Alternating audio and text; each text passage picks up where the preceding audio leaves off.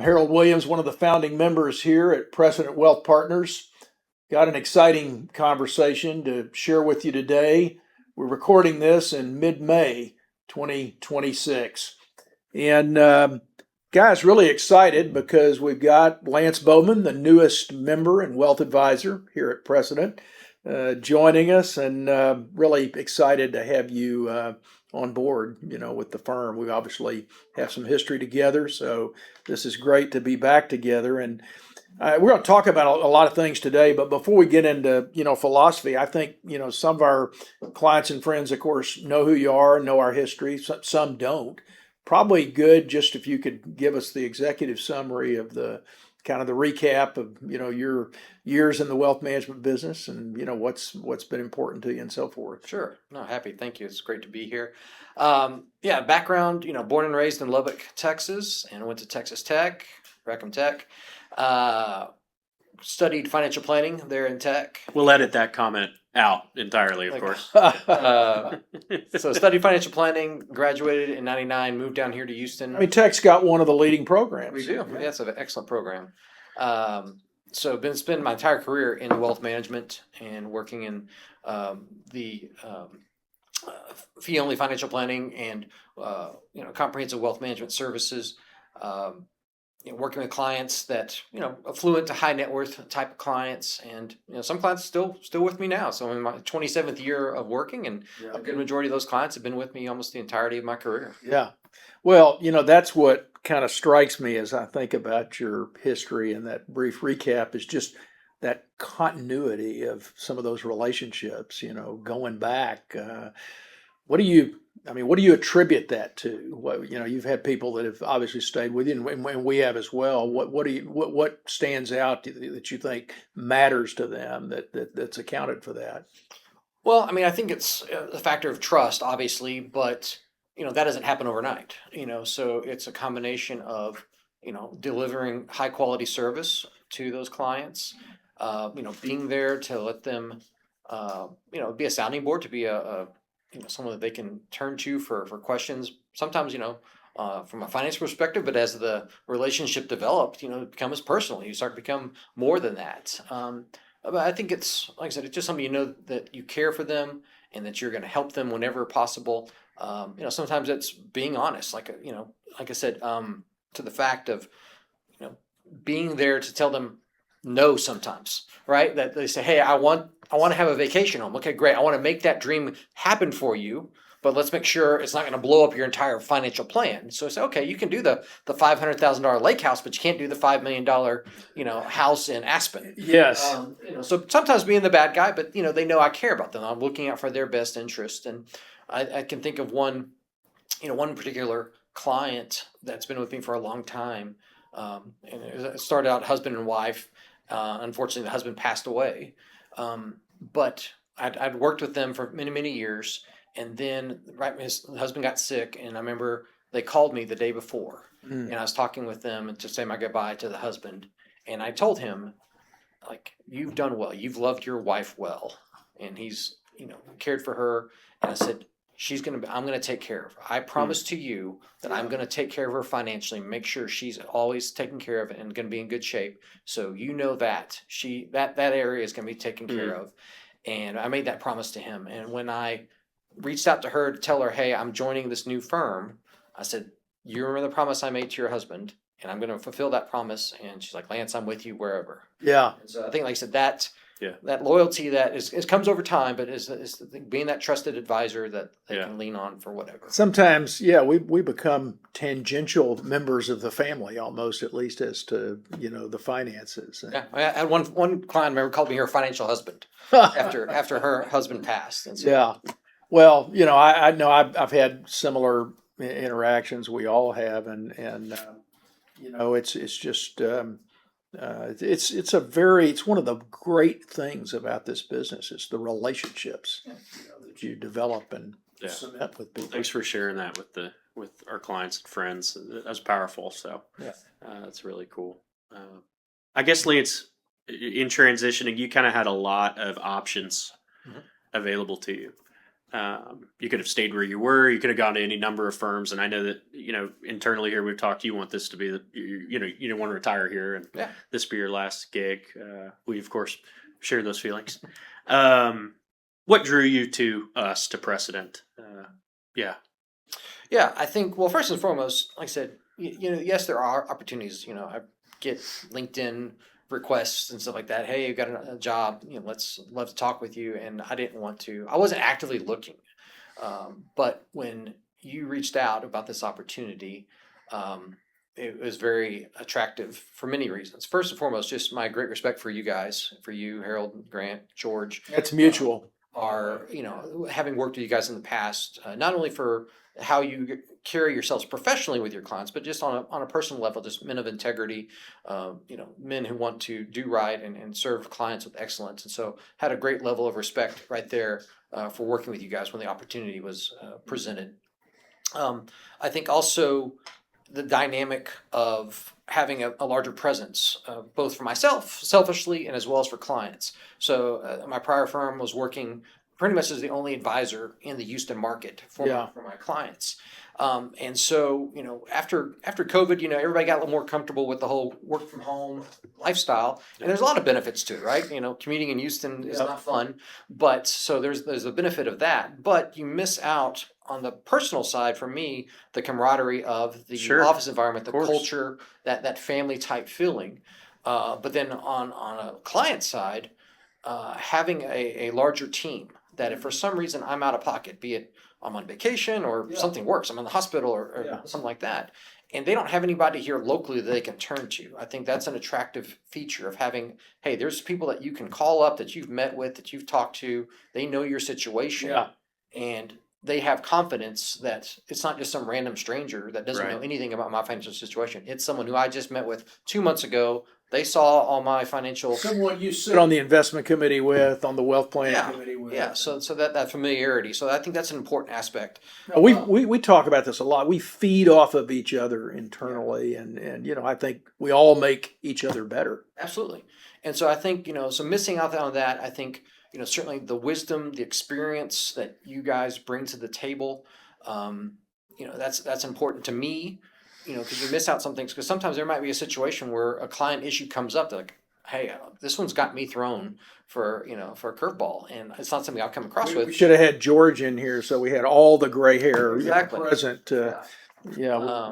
Together we date back to the Civil War. More so no hair than gray hair at this point. Right. Yeah. Back before the U.S. dollar was here. You stole my joke. But having that ability to bounce things off. Other people that have been there. Because, like I said, I started, in '99, and so about less than a year later, we had the .com. So I'm right into a year into my career, I have the .com bubble, and then about 5 years later, you got the Great Recession. Yeah. So in my first 10 years, I had two major, market events, bear market events, and whereas there's some advisors that joined, started the business in the last 10, 15 years. They started in 2010. They've hardly seen it. It's been pretty smooth sailing. I mean, there's little bumps in the road, and so the COVID bear market was over in 3 weeks. So there was not time to get really panicked. Yeah. So having that experience, so not only for myself to lean on, but also for clients to be able to have that expanded team available to them, I think is an important thing. And then just from a continuity standpoint, understanding who Precedent is. Since you guys started the firm, obviously we've kept in touch, but just been really impressed with the way y'all have approached things, y'all's commitment to being 100% employee owned. We're not going to get we're not selling out to some sort of private equity firm or any other entity like that. So and how you guys are building that was something that was very exciting and attractive to me. You recognize that might be something that's kind of unique. Absolutely. In our business. Definitely. I think we should talk about that a little bit and go a little bit deeper. I mean, you mentioned this 100% ownership. That's not always the case anymore. In fact, it seems like it's much more rarely the case for wealth advisors. I mean, that's consistent with what you've seen in the industry? Yeah, definitely seen that pick up a lot more here in the last several years, where the private equity groups are getting in and trying to buy into these RIAs. Yeah. And, they say, oh, well, they're only buying a minority stake. You know, they're still keeping the main person is still keeping the main, you know, majority ownership. But you start that process and it can start to snowball on you. And so We've had, just since we started the firm, I mean, we 3 or 4 inquiries a year. Even still being relatively young with this new entity, 3 or 4 inquiries a year. Hey, you want to sell? You want to bring in a Is financial it time to person? start thinking about your exit? Yeah. Been in business for 3 years. Just getting started. It's incredible. It's Yeah. incredible. And I think, we've all been in the industry long enough and together to kind of know, once you get these non-wealth advisor owners in the picture in a firm, they've inevitably got a different agenda. And I think we've seen that. Yeah. So yeah, I think it can definitely change the culture. I mean, because they're so focused on return on investment, right? And they want the bottom line. And again, we always want to be important. We want to work the numbers, make sure we're staying we have to be profitable, of course. for sure. But that can be sometimes to the detriment of what you're trying to accomplish, how you're trying to serve your clients. Yes. And also, I think the culture of the firm can be impacted. Where I remember at one place I worked at, we used to celebrate birthdays every month and recognize who's having a birthday that month. But then one day they said, well, we can't do that anymore because that's personal information, so we can't tell. I'm like, who, knowing if Julie's birthday is on, the 27th of this month, how I'm not stealing her identity. I just want to tell her happy birthday. And The level of bureaucracy can sometimes Right. raise its ugly head. Yeah, red tape. Yeah. Well, let me build on that for a second because you're giving kind of a lighthearted example, but it's really the symptom of, I think, what in our opinion is a bigger problem. And one thing I always like to harp on is, if you're sitting across from a wealth advisor who's is owned by a bank or a third part, whether it be private equity or some sort of Insurance third party, company. you're really just not talking to an owner. You're not talking to someone who owns their destiny. At the end of the day, they don't report to you, the client. They report to somebody else, and maybe have pressures or conflicts of interest that are kind of coming down from above, if you will. And clients a lot of times may not even realize what those pressures or call it corporate incentives to sell certain things are. Maybe Lance, just for a second, if you can touch on what are some of those pressures that can kind of filter through, or conflicts of interest that can filter through from above that you've seen in your 25 years in the business. Yeah, I mean, sometimes there could be some, a push for some type of proprietary type investment or funds that the bank or whatever entity is, beholden to. And so, again, that really operating from a true fiduciary standard, because as a fiduciary, you want to do what's in the client's best interest. Yeah. And so there's that pull, that tension, right, of, okay, well, I've got to, take care of my client, but at the same time, if I'm getting pressure, Company. from I gotta my higher ups, do this other thing. I want to keep my job and stay in their good graces as well. So that can be a tension. that you don't want to have to. This has really been on my mind. We've talked, in some earlier conversations about this. When you think about being a fiduciary, it's really uniquely a personal philosophy of how you're interacting with a client. An institution can only decide we're going to be a fiduciary, and it can create some policies and things. But an institution can't be a fiduciary. It takes a fiduciary happens at the personal interaction. And I think that's really the problem you're getting at, is these institutional owners who start to be involved in wealth management firms. They're trying to figure out, how can we promote our agenda and still call ourselves a fiduciary. Exactly right. As opposed to an advisor-owned firm where each one of us individually is a fiduciary. That's really key, I think. Agreed. Yeah. That's the difference. Yeah. Yeah, I think, and we've seen this, Grant. I know we've talked about it. We hardly go to a continuing ed conference anymore in wealth management where there's not a session on grooming your practice for sale. It just seems to be it's the business model everybody's thinking about. And everyone's doing that, and really what it boils down to at the end of the day is you're not being a fiduciary if that's your model, because it's not in the best interest of the clients to build up a firm over 10 years so that you can go sell it and they're instantly sitting across the table from probably someone else, whether it's immediate or in the next 5 years as that person gets their earn out and goes on their way. And you really can't act in the best interest of clients when you're under that model. And I mean, you said something in our earlier discussions leading up to this about being in a place where you can play the long game, and I think that's really key because so often when you start getting private equity involved or non-wealth advisor owners, they've got a short-term objective. If they're a public company, they've got to deal with earnings every quarter. Yeah. And that can influence decisions on costs and hiring and all that, and firing and how much you're paying people, and that's not the long game that's in the best interest of clients. So anyway, Amen. So I think that's a key point, I think, for clients, and as you said it, Grant, their clients are sitting across the table from an owner, which is important.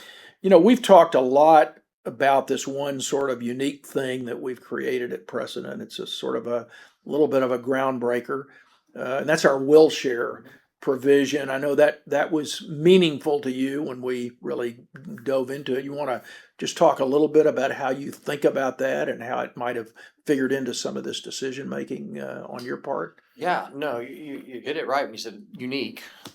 Something that 25 plus years never heard about as far as this concept. And so when you first started the firm and I saw it and I heard about it, and then we've been able to have some more conversations and really learn more about the heart behind it, really impressed by it and excited about it. And as I've talked to clients that are joining me here, it's a big selling point. It's like, look, this is something that who we are about at Precedent, that the idea we're not just here to profit and fill our own wallets, that if we are going to benefit, then we're going to share that. It's not just the owners that are going to, get the money and go have nice vacations. Enjoy the fruit. Exactly. On the backs of the clients. I said, if we are going to benefit, you're going to benefit. Yeah. And, that's a huge selling point to show that we are, not just saying, oh, we're on the same side of the table as you, or we're trying to work, together with you. This is something that we're putting our money literally where our mouth is on this. Yeah. Absolutely. And maybe just for those hearing this for the first time, it might be good if we gave a brief description. But will share is really just a contractual provision that all clients at Precedent receive. They don't have any liability. They don't take on any risk. It's just a contract, right? Is all it is. A lot of clients like to think of it as like a profit sharing program in a sense. What it means is that if we distribute after tax profits to our owners, we have to first escrow or set aside an amount that's equal to 50% of that. And that pool at the end of each calendar year is distributed pro rata out to the clients based on the fees that they pay. And so, and it's done so as a fee credit. Fee credit. They receive it as a fee credit, so it's not taxable in any way. But we really just think, as you said, Lance, like it's kind of a put your money where your mouth is sort of thing. But it just further tightens the alignment, and that's great. And look, maybe it's a little bit of cost savings that builds up over time. It's not going to change anyone's life, but the real idea, as you so often say, Harold, is it really is a poison pill to ensure our firm is not easily sold. We're not going to be attractive. You probably want to talk about that. Well, we're not going to be attractive to an outside buyer because if somebody came in and we even changed our mind and we did want to sell, we would have to confront the issue of, hey, are you okay with the fact that every time we make an after-tax profit distribution, a third of it has to have to escrow, 50% of the distribution or a third of the total? Most people will probably say no back to clients. I mean, most private equity firms are not going to be interested in that. That's what we want. That's the end result that we want. Yeah, I think it's Beware of dog signs. That's right. Yeah. I put the same sign on your office. Maybe just to kind of move this and wrap this up, getting down to a practical level. You've got clients that I think you expect many of them are going to follow you here. What do you tell them in plain terms? How their question to you is probably, why is this good for me? What do you say to them? Yeah, I think we kind of touched on before. the idea of a bigger team, greater resources for them, so that they can lean on. Like I said, if I'm ever out of pocket for whatever reason, but that continuity that like I said, we're not going to sell. We're not going to be gone. 5 years, 10 years. That we are a growing firm. That we got a good mesh of older experienced advisors and up and coming advisors. So that for some reason that, like I said, if anything tragic happens or just the general phase out of people, hey, we're going to retire. We're not going to work forever, and there's eventually going to be a transition there. But knowing that the continuity of who we are as a firm, The older guys sell to the younger guys. yeah, it's going to stay there. It's employee owned. And so, the thing about that with, as far as, especially with clients, we've got a lot of clients that are getting older, and there's going to be the next generation inheriting it. So if we can build that bridge to that next generation, and they have that confidence in who we are, and so those kids would want to continue working with us. So I think that's a big selling point. But then also the 100% employee owned, and also being a part of that and saying, hey, this is putting the stake in the ground. Yep. That this is, like We're not for sale. we're not for sale, and I'm not going anywhere. If I'm going to be part of this ownership, Yep. then I'm not going to be jumping ship in 5 years and having to do this song and dance all over again. That I'm really buying into this idea and who we are, and peace of mind for the client, saying, okay, this is where Lantz is going to be. Be home. We're Yeah, not gonna have to- I think that's what everybody wants. Sure. Yeah. Absolutely. Well, hey, no, thank you. Really glad you're here. And hey, for those of you who are watching, whether you're an existing client or just exploring your options, I think the takeaways are, from all of our discussions with Lantz and what he stated is on his mind is, who owns the firm that's advising you matters. It's an important element. How that firm is structured matters. And ultimately alignment matters. And we, I think we're agreeing that we're always working on it, but we've perfected it maybe to a little bit higher level. It's a structural commitment, not just a Yes. promise. Yeah, exactly. It's embedded. So more than verbiage on a website, Right. Well, hey, welcome again. Really glad you're aboard. Excited about working together again and all the future we have together. So we're most appreciative that you're. Your future's so bright, I'll have to wear my sunglasses to the office now. Yeah. Anyway, thank you for giving us a few minutes to introduce Lantz. We're excited, and we're Precedent Wealth Partners. Let's talk.